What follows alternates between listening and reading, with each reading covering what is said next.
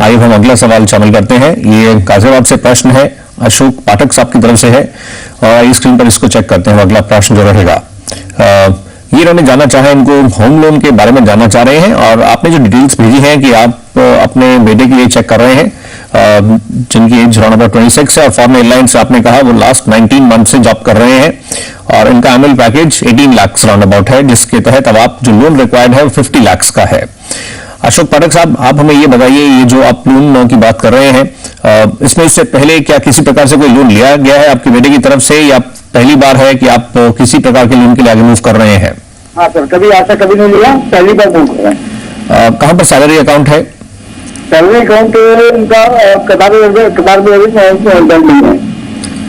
Okay, और जो property है उसका टाइटल एकदम क्लियर है, कहां पर देख रहे हैं जो होम लोन की आप बात कर रहे हैं, प्रॉपर्टी कहां बेस्ड है? ये वैशाली में है, बिल्कुल सही टाइटल है इसका। ओके, कोई दिक्कत नहीं है, ऑलरेडी वहाँ प्रॉपर्टी की रजिस्ट्री होती है। राइट, आपको इस प्रकार दिलवाते हैं। पवन साहब, आपको लगता है इनके केस में जिस तरह से बता रहे हैं होम लोन की जहां तक एलिजिबिलिटी है इनकी सैलरी इनकम्स के अकॉर्डिंगली इनको ये लोन मिलने में ये आगे मूव कर सकते हैं? आप कैसे इनको एडवाइस करेंगे? देखिए सौरभ जी, ऐसा है, नॉर्मली जो होम लोन के लिए लेंडर है ना, कम से कम 2 साल का वर्क एक्सपीरियंस मांगता है। जैसे इनके अशोक जी के सन को 19 महीने हुए हैं, पर मेरे को लगता है कि वो प्रोफेशनली क्वालिफाइड है, जो एयरलाइंस में काम करते हैं और जो लेंडर्स है वो प्रोफेशनली क्वालिफाइड लोगों के लिए ये जो 2 साल का वर्क एक्सपीरियंस इंसिस्ट नहीं करते हैं।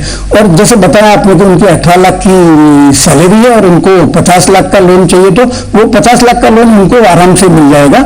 और परंतु जो प्रॉपर्टी की वैल्यू है वो भी, उसका भी इंपैक्ट रहेगा इनकी लोन एलिजिबिलिटी पे, क्योंकि जो बैंक है वो जो प्रॉपर्टी वैल्यू है उसका 80% से ज्यादा लेंड नहीं कर पाएंगे। तो जैसे 50 लाख का लोन चाहिए इनको, तो जो इनकी जो प्रॉपर्टी जो देख रहे हैं उसकी वैल्यू कम से कम 62.5 लाख रुपए होनी चाहिए।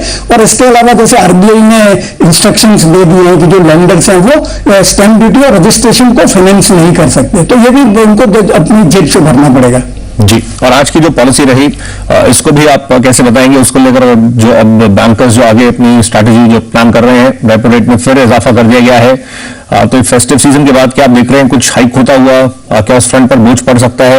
ये जो सिग्नल्स इंडिकेशंस हैं ये क्या आपको दर्शा रहे हैं? ये किस और हम बढ़ रहे हैं शॉर्ट टर्म में रेट्स की लिए जहां तक बात है?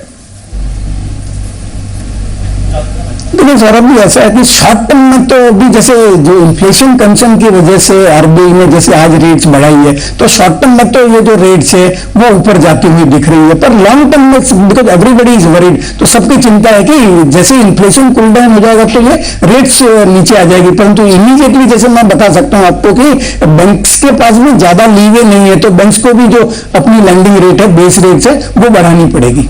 जी, हम एक ब्रेक के लिए रुकते हैं। कई और प्रश्न हैं, आज लोन सेंट्रिक हम प्रश्नों को शामिल कर रहे हैं। हम एक ब्रेक लेकर जल्दी लौट कर आते हैं।